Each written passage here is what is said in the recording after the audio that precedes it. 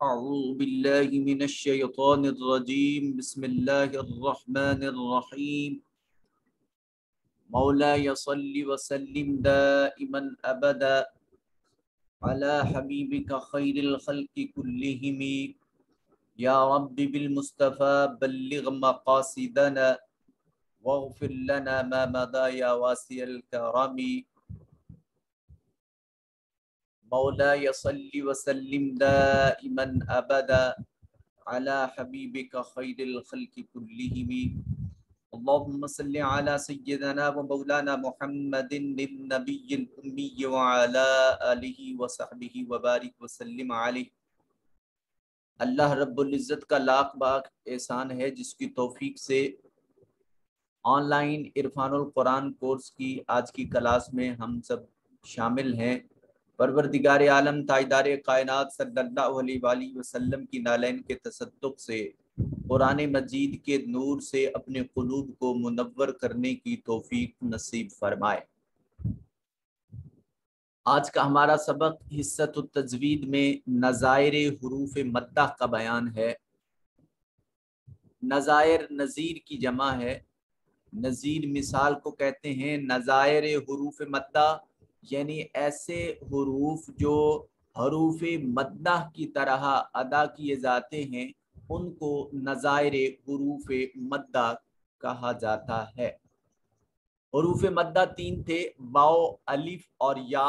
واو ساکن ما قبل مضموم، واو ساکن ما قبل مضموم، یا ساکن ما قبل مقصور، الف خالی از حرکت ما قبل مفتوح۔ ان صورتوں میں واو، الف اور یا یہ حروف مدہ تھے، اور ان کی تلاوت کا طریقہ کار یہ تھا کہ ان کو لمبا کر کے پڑھا جاتا تھا۔ نظائر حروف مدہ بھی ایسے حروف ہیں جن کو حروف مدہ کی طرح اتنا ہی لمبا کر کے پڑھا جاتا ہے۔ حروف مدہ تین تھے، نظائر حروف مدہ چار ہیں۔ اب آئیے ان کی تفصیل پڑھتے ہیں۔ پہلا ہے الف المدیہ الصغیرہ یا الف المدیۃ الصغیرہ۔ کھڑی زبر کو الف المدیہ الصغیرہ کہتے ہیں۔ جیسے مرساہا، اس میں دیکھیے سین کے اوپر کھڑی زبر ہے، تو اس کھڑی زبر والے سین کو الف المدیہ الصغیرہ کہیں گے۔ الف المقصورہ، الف المقصورہ کیا ہے؟ یہی کھڑی زبر جب لفظ کے آخر پر آ جائے اور آخری حرف جو ہے وہ یا ہو، جو لکھنے میں آئے لیکن پڑھنے میں نہ آئے، اس کو الف المقصورہ کہتے ہیں۔ جیسے حتی، اب تا میں دیکھیے تا کے اوپر کھڑی زبر ہے اور یہ یا لکھنے میں آ رہی ہے لیکن پڑھنے میں نہیں آ رہی، تو اس کو الف المقصورہ کہیں گے۔ اسی طرح الا، اس میں لام کے اوپر کھڑی زبر ہے اور یا لکھنے میں آئی لیکن پڑھنے میں نہیں آئی، تو یہ لام کے اوپر جو ہے اس کو ہم الف المقصورہ کہیں گے۔ اسی طرح علا، علا لام کے اوپر جو چیز ہے کھڑی زبر، اس کو الف المقصورہ کا نام دیں گے، اور یا چونکہ لکھنے میں آئی ہے لیکن پڑھنے میں نہیں، اس لیے یہ الف المقصورہ ہوگا۔ واو المدیہ الصغیرہ، الٹا پیش، کھڑی زبر پھر کھڑی زبر پھر الٹا پیش، الٹا پیش کو کہتے ہیں۔ جیسے انہو، اب اس میں ہو کے اوپر، ہا کے اوپر جو الٹا پیش ہے اس کو واو المدیہ الصغیرہ کہتے ہیں۔ یا المدیہ الصغیرہ کھڑی زیر کو کہتے ہیں۔ جیسے من ربہ، یہ جو ہا کے نیچے کھڑی زیر ہے اس کو یا المدیہ الصغیرہ کہتے ہیں۔ ہم نے چار باتیں سیکھی ہیں۔ کھڑی زبر کو الف المدیہ الصغیرہ کہتے ہیں، الٹا پیش کو واو المدیہ الصغیرہ کہتے ہیں، کھڑی زیر کو یا المدیہ الصغیرہ کہتے ہیں، اور ایسی کھڑی زبر جو کسی لفظ میں اس کے سیکنڈ لاسٹ حرف کے اوپر آئے اور اس لفظ کا آخری حرف یا ہو، وہ یا لکھنے میں آئے لیکن پڑھنے میں نہ آئے، تو اس کو الف المقصورہ کہتے ہیں۔ آئیے چلتے ہیں آج کے حصۃ القواعد کی طرف۔ یہ اسی طرح جیسے ہم نے کل سیکھا تھا ضمائر، آج اس کا دوسرا حصہ ہے۔ کل ہم نے ضمائر منفصلہ سیکھی تھی، آج ضمائر متصلہ ہیں۔ اٹیچڈ پروناؤن، ایسی ضمائر جو دوسرے کلمات سے مراد اسم، فعل اور حرف، ان میں سے کسی ایک کے ساتھ مل کر استعمال ہو تو ایسی ضمیر کو ضمائر متصلہ کہتے ہیں۔ اور یہ کلمہ کے بعد آتی ہے۔ وہ جو ضمائر منفصلہ تھی وہ کلمہ سے پہلے آتی تھی، اور جو ضمائر متصلہ ہیں یہ کلمہ کے بعد آتی ہیں۔ اس کی مکمل گردان یہ نیچے تحریر ہے۔ اسی طرح ہم ہاتھ کی اپیرنس کو دیکھیں گے، یہ انگلی مذکر غائب کے لیے، یہ انگلی مؤنث غائب کے لیے، یہ انگلی مذکر حاضر کے لیے، اور یہ انگلی مؤنث حاضر کے لیے، اور یہ متکلم کے لیے۔ مذکر غائب میں واحد مذکر غائب، تثنیہ مذکر غائب، جمع مذکر غائب، اور اسی طرح واحد مؤنث غائب، تثنیہ مؤنث غائب اور جمع مؤنث غائب۔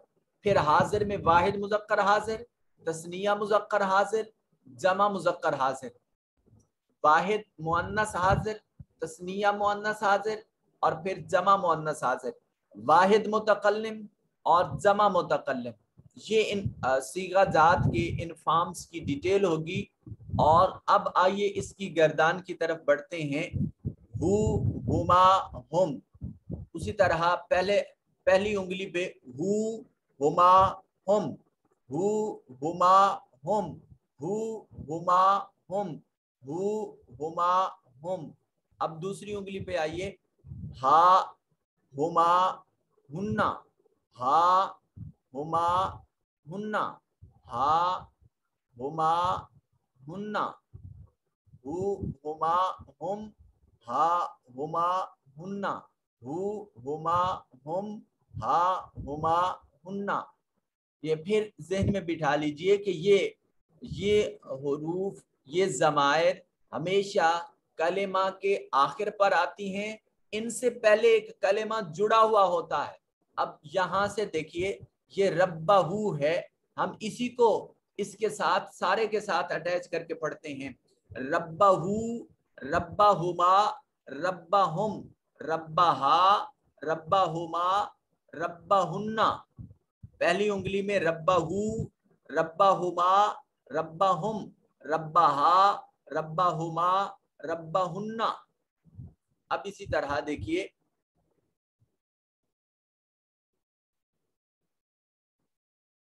مؤنث مذکر حاضر کے لیے یہ تیسری انگلی کا، کما، کم، کا، کما، کم، کا، کما، کم، کا، کما، کم، کا، کما، کم۔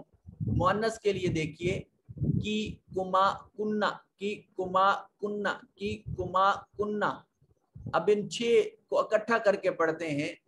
ہو، ہما، ہم، ہو، ہما، ہم، ہا، ہما، ہننا، ہا، ہما، ہننا، کا، کما، کم، کا، کما، کم، کی، کما، کننا۔ اب اسی کے ساتھ یہ جو دوسرا لفظ ہے خلقہ، اس کو لگا کے پڑھیے تو یہ معنی بھی واضح ہو جائے گا اور اس پوری گردان کی سمجھ بھی آ جائے گی۔ جیسے دیکھیے ہو کے ساتھ خلقہ، خلقہما، خلقہم، یعنی لفظ خلقہ اسی طرح آئے گا، یہ ہو ضمیر جو ہے یہ لفظ بدلتا جائے گا اور اس کے بدلنے سے معنی بدلتا چلا جائے گا۔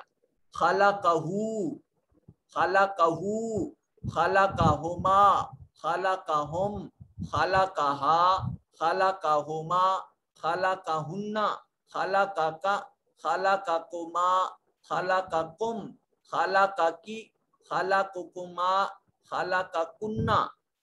پھر پڑھ رہا ہوں خلقہ، خلقہما، خلقہم، خلقہا، खलक़हुमा खलक़हुन्ना खलक़क खलक़कुमा खलक़कुम खलक़की खलक़कुमा खलक़कुन्ना।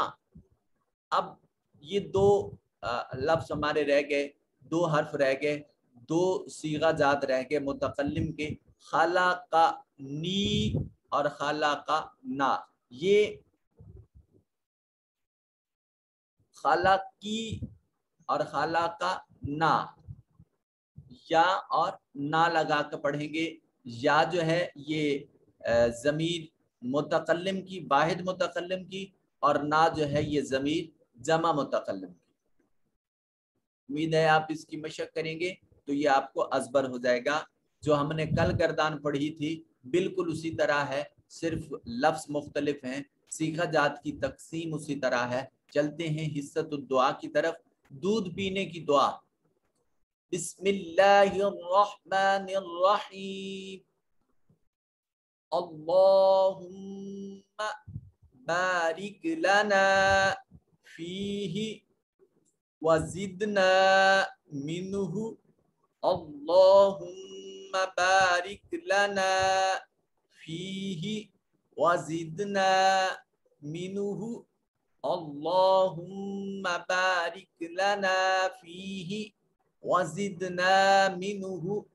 अल्लाहुम्मा ऐ अल्लाह, बारिक बरकत अता फरमा, लना लाम का मतलब वास्ते के लिए, और ये ना जमा मुतकल्लिम ज़मीर।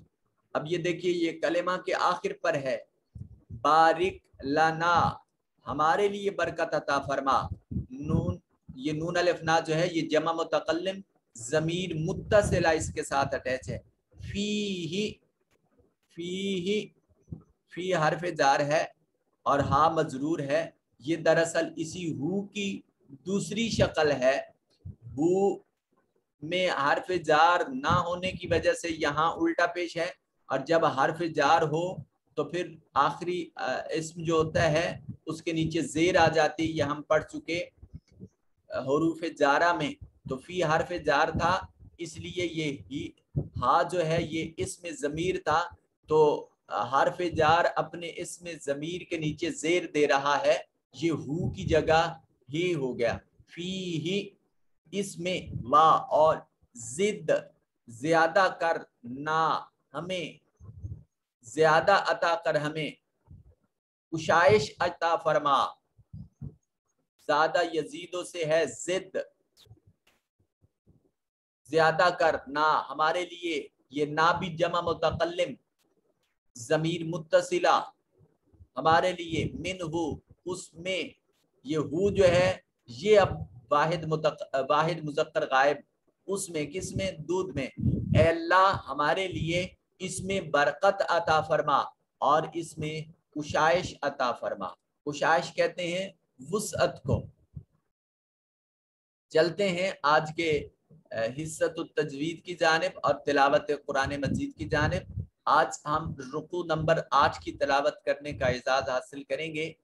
आज चूँकि आयात ज़्यादा थी, मैंने इसलिए इनको कलर नहीं कर पाया हूँ, मगर तिलावत के वक्त इंशाअल्लाह हम उसकी वजाहत करते चले जाएंगे।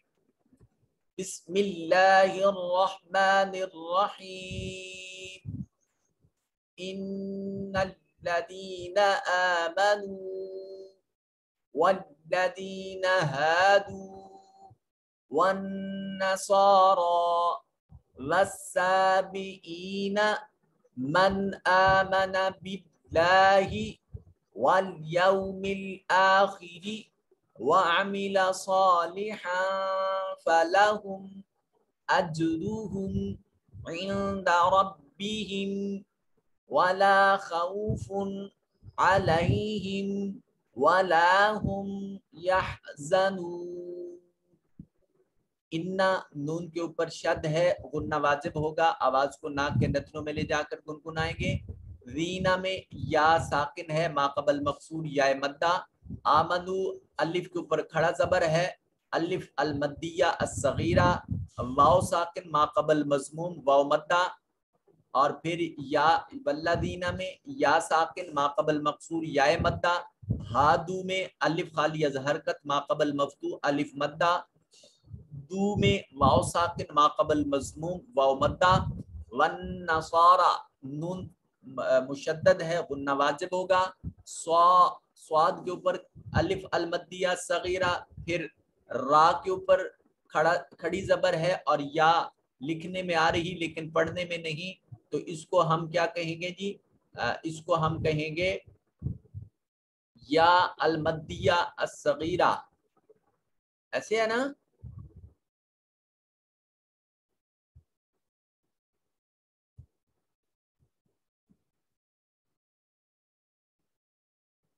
इसको हम ये वाव अलिफ अल मकसूरा कहेंगे, अलिफ अल मकसूरा का नाम देंगे कि जहां लास्ट पर या लिखने में आई लेकिन पढ़ने में नहीं आई और उससे माक़बल हर्फ के ऊपर खड़ा जबर है। तो ये आगे देखिए, वस्साबीना स्वाद के ऊपर खड़ा जबर है, खड़ी जबर, इसको अलिफ अल मद्दिया सगीरा ईना में या साकिन माक़बल मकसूर या मद्दा, मन आमना खड़ा जबर है अलिफ अल मद्दिया सगीरा, बिल्लाही लाम के ऊपर खड़ी जबर अलिफ अल मद्दिया सगीरा, यौम वाव साकिन माक़बल मफ्तू वाव लीन होगा, आखिर अलिफ मद आ, ये अलिफ के ऊपर खड़ी जबर है अलिफ अल मद्दिया अस्सगीरा। इसी तरह आगे देखिए जी, वला खौफुन लाम खाली अज हरकत और उससे माक़बल मफ्तू अलिफ मद्दा होगा, खौफ खौफ वाव साकिन माक़बल मफ्तू वाव लीन होगा, अलैहिम या साकिन माक़बल मफ्तू या लीन, और यहज़नून में वाव साकिन माक़बल मज़मूम यहाँ वाव मद्दा होगा। आयत नंबर 63, वइज़ अख़ज़ना मीसाक़कुम वरफ़अना फ़ौक़कुमुत तूर ख़ुज़ू मा आतैनाकुम बिकुव्वतिन वज़कुरू मा फ़ीहि लअल्लकुम तत्तक़ून। अख़ज़ना अलिफ खाली अद हरकत माक़बल मफ्तू अलिफ मद्दा, मीसाक या साकिन माक़बल मकसूर या मद्दा, सा मी सा में अलिफ खाली अद हरकत माक़बल मफ्तू अलिफ मद्दा, वरफ़अना में नून के बाद अलिफ अलिफ खाली अज हरकत माक़बल मफ्तू अलिफ मद्दा होगा, फ़ौक़ फ़ौक़ फ़ाउ में वाव साकिन माक़बल मफ्तू जबर है तो इसको या वाव लीन कहेंगे, और इसको भी हरफे मद्दा जितना लंबा करके पढ़ते हैं हरफे लीन को, फ़ौक़ा को मुतूत, इस काफ को मोटा पढ़ेंगे, इस काफ को बरीक पढ़ेंगे, फ़ौक़ा को मुतूत, ख़ुज़ू में वाव साकिन माक़बल मज़मूम वाव मद्दा होगा, मा आतैना अलिफ खाली अज हरकत माक़बल मफ्तू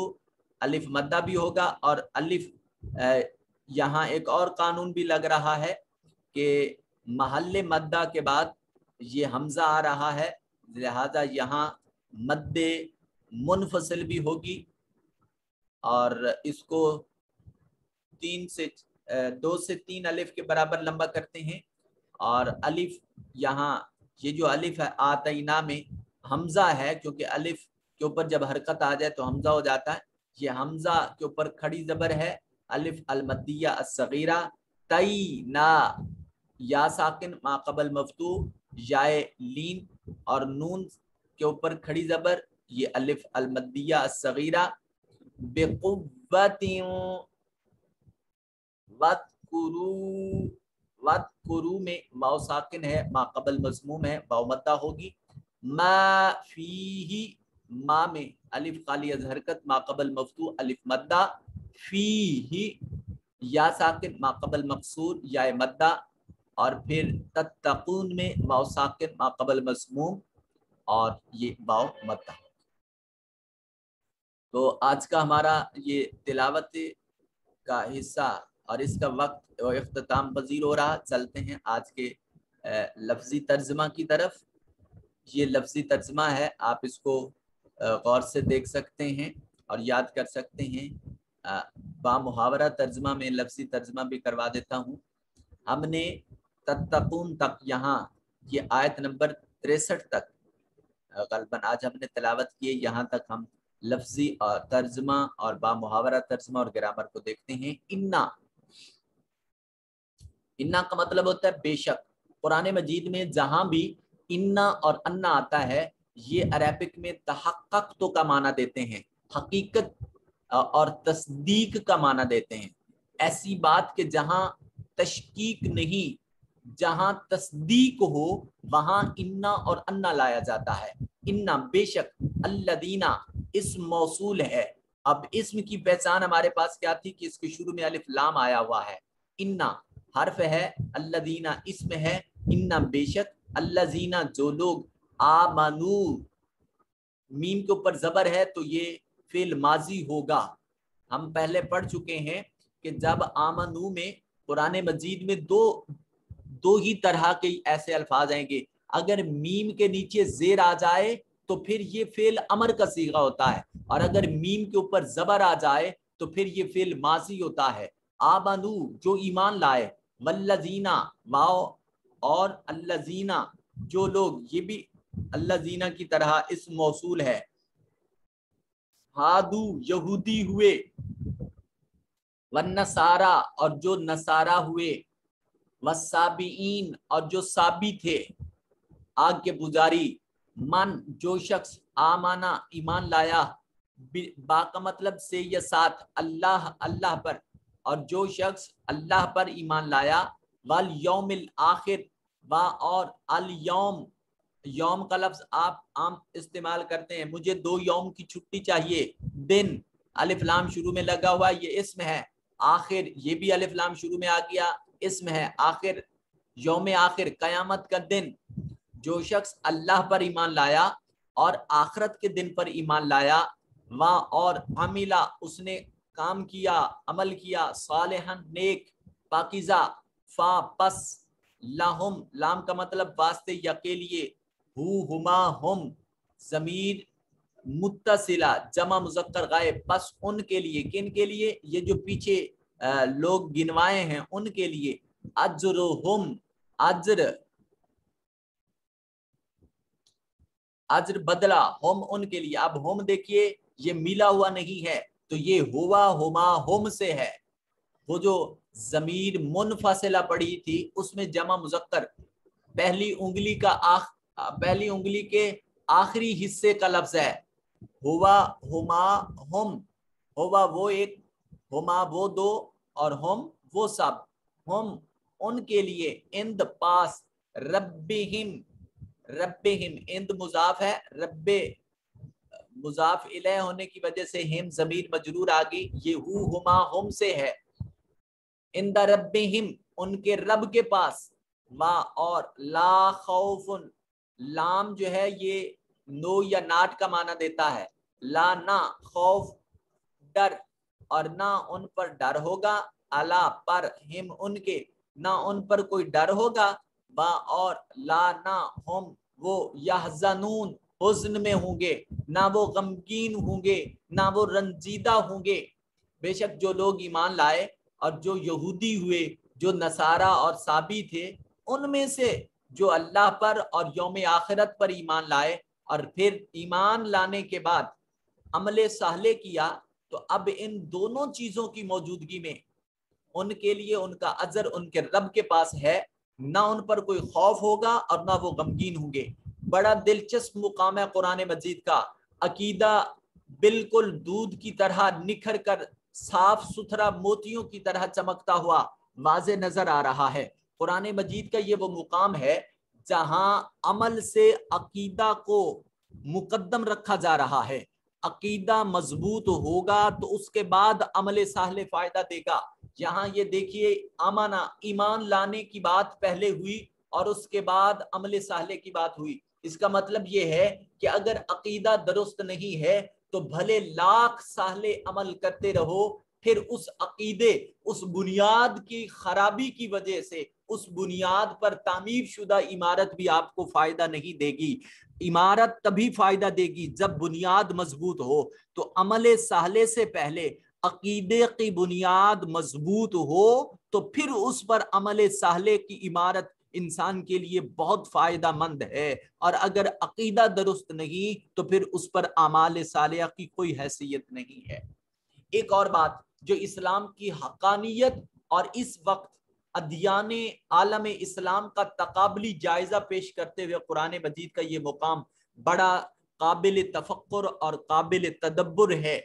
ارشاد فرمایا بے شک وہ لوگ جو ایمان لائے، اور پھر ان لوگوں میں سے بھی جو یہودی اور عیسائی تھے، جو حضرت موسیٰ علیہ السلام اور حضرت عیسیٰ علیہ السلام، اور وہ لوگ جو حضرت موسیٰ اور حضرت عیسیٰ علیہ الصلوۃ والتسلیم کو نہیں مانتے تھے اور وہ آگ کے پجاری تھے، ان تمام گروہوں میں سے بھی جو اللہ پر اور یوم آخرت پر ایمان لائے۔ اس کا مطلب یہ ہے کہ اب نبی آخر الزماں کی نبوت کے بعد ان سابقہ اہل کتب کو تجدید ایمان کی ضرورت ہے۔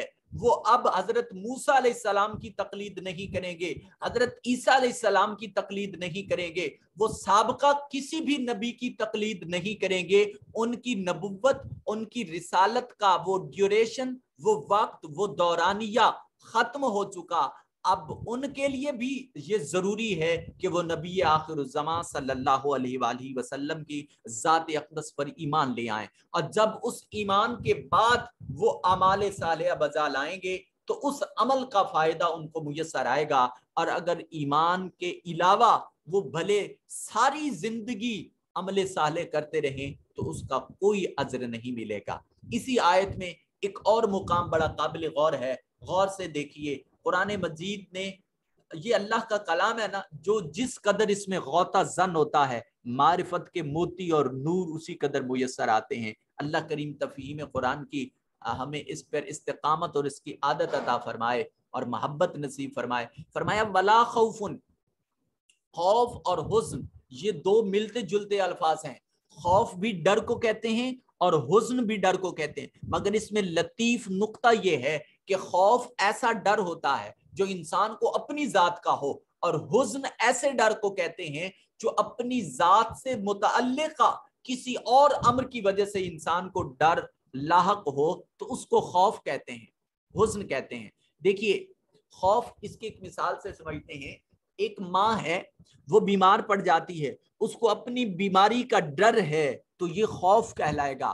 اگر اس کی اولاد، اس کا بیٹا، اس کی بیٹی بیمار ہیں، اب اولاد کی بیماری کی وجہ سے ماں باپ جو پریشان حال ہیں، وہ خوف زدہ ہیں، وہ رنجیدہ خاطر ہیں، تو اس کو حزن کہا جائے گا، اس کو ملال کہا جائے گا۔ اب اس کے بعد یہ بات دیکھیے، اس وضاحت کے بعد معنی یہ بنے گا، مفہوم یہ آشکار ہوگا، ایسے لوگ جو صاحب ایمان ہیں اور وہ ایمان کی درستی کے ساتھ پھر عمل صالح بجا لاتے ہیں، نہ تو اللہ کی ذات ان کو ان کے اپنی ذات کی وجہ سے کوئی ان پر خوف طاری کرے گی، نہ وہ لوگ جو ان کے حلقہ طریقت میں، ان کے محبت میں، ان کی عقیدت میں، ان کی الفت میں جو ان کے ساتھ موجود ہوں گے، نہ ان کی وجہ سے اللہ تعالیٰ ان کو رنجیدہ خاطر کرے گا۔ یعنی ان نیک لوگوں کی صحبت اختیار کرنے کی وجہ سے اللہ ان نیک لوگوں کو دیکھتے ہوئے ہم جیسے بدکاروں کی وجہ سے ان کو رنجیدہ خاطر نہیں کرے گا۔ تو اس کا مطلب یہ ہے کہ اسلام نسبت اور صحبت کا درس دیتا ہے، مگر کیسی کہ جس صحبت اور جس نسبت میں ایمان کی حلاوت بھی دکھائی دے رہے اور اس ایمان کی موجودگی میں وہاں عمل صالحہ کی پاکیزگی بھی دکھائی دے، تو پاکیزگی کردار اور حسن سیرت ایک ایسا عمل ہے کہ جس کے ذریعے اللہ رب ذوالجلال انسان کو دوسرے انسان کے ساتھ ایک ایسا لازم و ملزوم رشتہ اختیار کروا دیتا ہے کہ وہ محبت ان کی کبھی مٹتی نہیں۔ اللہ رب ذوالجلال ہم سب کو قرآن مجید صحیح طور پر سمجھنے کی توفیق نصیب فرمائے۔ آج کی ہماری کلاس کا وقت اختتام پذیر ہوا، انشاءاللہ کل ہم یہیں سے آگے شروع کریں گے۔ والسلام علیکم ورحمۃ اللہ وبرکاتہ۔